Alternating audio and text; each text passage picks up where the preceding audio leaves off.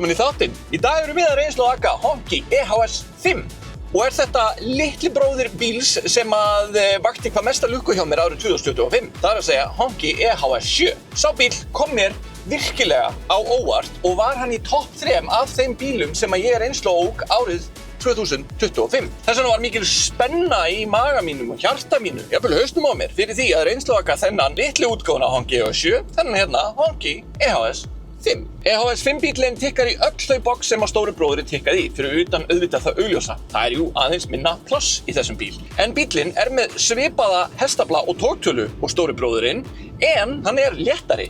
Það þýðir það að þessi bíl með fáránlega gott power to weight ratio. Þannig að bílinn léttari, aðeins snarpari og þar af leiðandi, þori ég að segja, sportlegri? Já, mögulega. Og það sem gerist með bílinn þegar hann aðeins búinn að minnka frá stóra bróðir, að það verða líka allar hönnunarlínunar á bílnum aðeins beittari, hvassari. Þó svo að bílinn sé aðeins sportlegur á að líta að utan, þá samt hellingsveghæð undir bílnum, eða 15,5 cm. Ég búinn að prófa þennan bíl í alvöru íslenskum vetraraðstæðum í hálku, snjó og alls konar sudda og ógeði. Og þessi bíl hefur plummað sig fullkomlega. Einnig þegar maður var að keyra hann út á þjóðveginum og það var hálka, þá fann maður fyrir því að stability controlið virkaði nákvæmlega eins og ná að virka. Bílinn hefur 610 hestöfl og 623 Nm að togi. Bílinn kemst frá 0 upp í 100 á 4 sekúndum. Og hafið það í huga að öll þessi hestöfl eru í þessum litla, þokkalega netta fjölskyldu bíl. Það hefði verið óhugsandi fyrir nokkrum árum síðan að fjölskyldubílinn út á plani hefði haft 600 hestöfl. Þetta eru tölur sem eiginlega bara brjóta heilann í mér pínu. Ég hef ekkert að gera með 610 hestöfl, en Guð hjálpi mér hvað gaman að vita það að maður hafi 610 hestöfl. Bílinn kemur með 85 kWh rafhlöðu og getur hann dregið eitthvað 522 km uppgefið af framleiðanda. Ef þú kemur bílnum í DC hraðhleðslu þá getur hann hlaðið sig frá 10% upp í 80% á 20 mínútum. Það kemur engin venjulegur lykill með þessum bíl, heldur fær maður svona Honki kort og það svolítið fancy. Og við ætlum að læsa bílnum og gerum við hreinlega svona. Cool. Skottið á þessum bíl eru 462 lítrar, svo kemur hann líka með framskotti eða frunky. Það fullkomið að geyma til dæmis hleðslukapla. Svo hljóðkerfið í þessum bíl líka einkar gott og telur það einhverja 14 hátalara.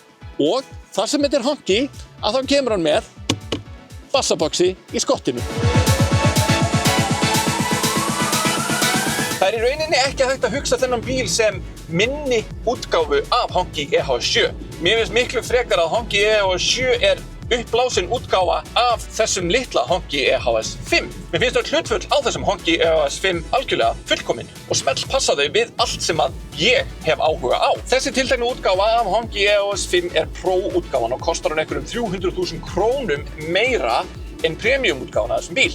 Hvað fær maður fyrir þessar 300.000 krónur? Jú, maður fær 21 tommu felgur, frekar en 20 tommu felgur. Þú færð þetta fína suede hérna í toppinn og þú fær nudd í sætum. Það eini munurinn. Annars færðu sömu hestaflutölur, sömu rafhlöðu, allt annað nákvæmlega eins. En ég ætla að færa fyrir því rök að þessar 300.000 krónur eru virkilega gjöf en alls ekki gjald. Hugsið þetta þannig, ef þú ætlaðir að kaupa þér auka felgugang á bíliðinn, að það myndi alltaf kosta þig meira en 300.000 krónur.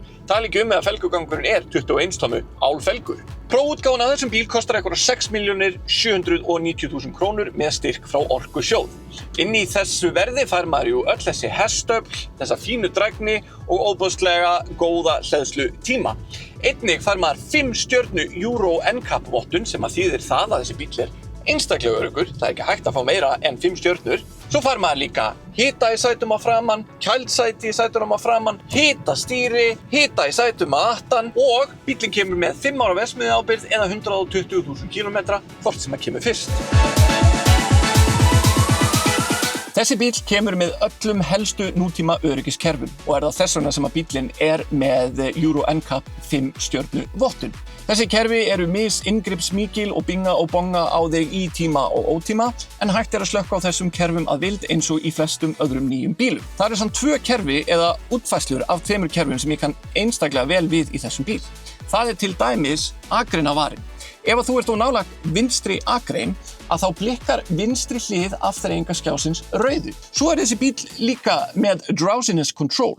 Það svona myndavél eða skynjari sem að fylgist með augunum á þér og gefur þér skilaboð í afþreyingarkerfið ef að bílnum finnst þú ekki hafa nógu mikla athygli á veginum. Vandamálið við svona kerfi oft það að ef þú ætlar bara að hækka og lækka í útvarpinu að þá nemur skynjarið það og gefur þér skilaboð það að þú sért ekki að fylgjast nógu vel með. Ég tala ekki ef þú ert með sólgleraugu. Því að þá á myndavélina eða skynjarinn afskaplega erfitt með að átta sig á því hvað að gerast bak við skyggða glerið. Í þessum bíl þessi skynjari hérna. Og ef þú vilt ekki að bíllinn sé að fylgjast með augunum á þér statt og stöðugt að þá getur hreinlega dregið fyrir hann. Hönnuninn á innrými þessa bíls og þá sérstaklega mælaborðinu mjög stílhreint. Það laust við allt kraðak. Það þýðir samt líka að það ekkert stafrænt mælaborð hérna fyrir aftan stýrið. Það sleppur samt til af því að head-up displayið á þessum bíl mjög skýrt og greinlegt. En þar sem að bíllinn kemur bara með þessum 15,6 tommu afþreyingarskjá að þá þarft að gera allt í gegnum afþreyingarkerfið. Hér inni engir alvöru takkar.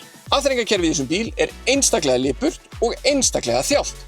Það nákvæmlega ekkert sem að heitir laggi í þessu kerfi og gerist allt leið og maður vill gera það. Það þarf ekki að bíða eftir einu né neinu. Allur frágangur í þessum bíl til fyrirmyndar.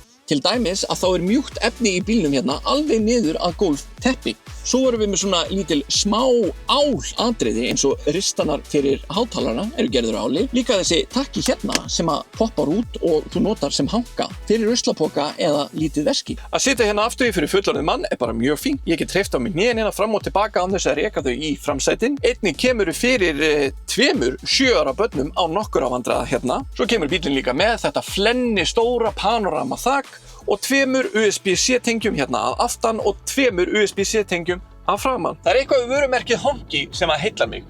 Mögulega það að fyrstu kynni af vörumerkinu Honki var stóri bróðir þessa bíls, Honki EHS 9 og það ennþá einn af mínum uppáhalds útlítandi bílum og fær hann í rauninni hvaða Cadillac sem til að fá minnimáttakennd, svo mikill var presansinn á honum. Svo var það stóri bróðir þessa bíls, Honki EHS 7. Ég fór og reynslu ók honum með engar væntingar en endaði með tilfinningu á því að ég væri að fá ofboðslega mikið fyrir peningin. Sú tilfinning hefur magnast ennþá frekar með minnstu útgáfunni af Honki eða þessum hérna Honki EHS 5. Þessi bíl aðeins minni, nettari, beittari á að líta, hann mjög kraftmikill ennþá. Það eitthvað við þennan bíl sem að kitlar mig.